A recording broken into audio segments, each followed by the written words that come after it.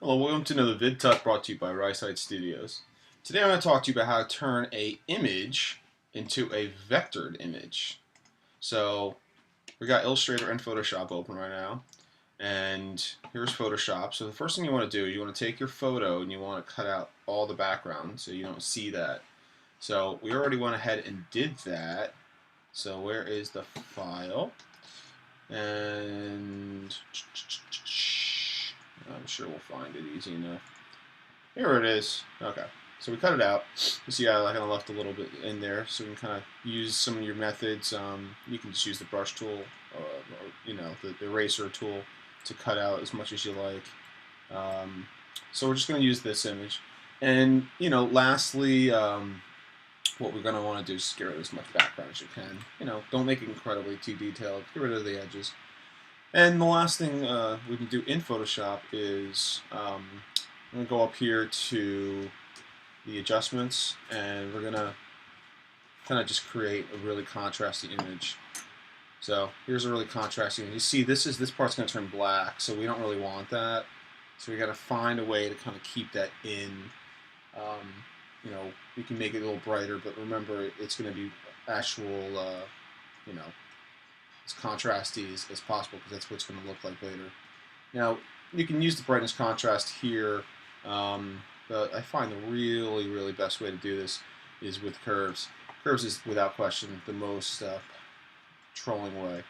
So let's just make it into a nice S-curve, because the S-curve is what a contrasty image is.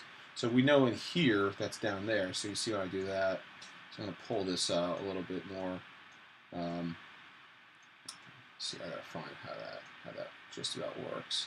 And you can see I can even tweak that a little bit. Now this doesn't, of course, this doesn't have to look real. We're just trying to find some detail in there, and that's not quite working.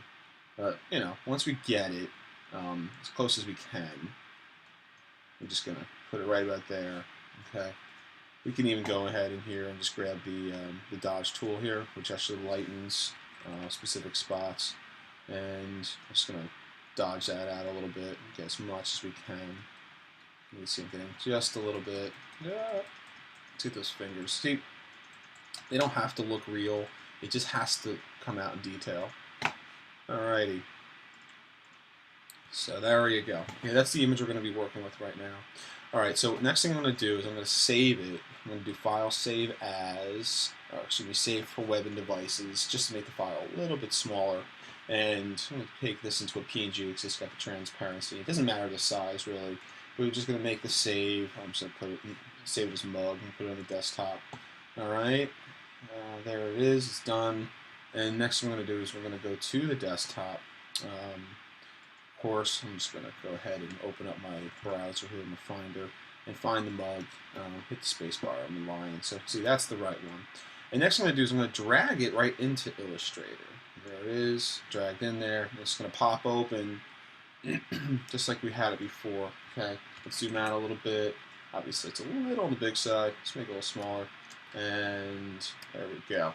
All right, let's zoom in. Let's keep it on the artboard.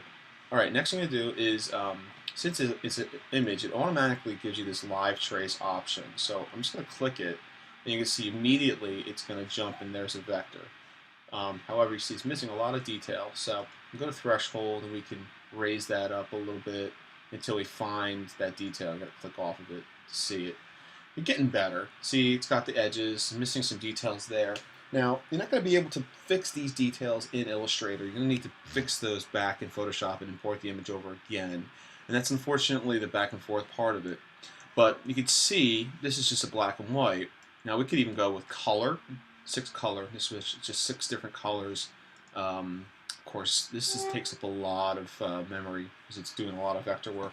See, there's another. This is a vectored image. Now, once you're done with it, say I'm happy with this, I just hit the expand button. And this is the real quick overview with it.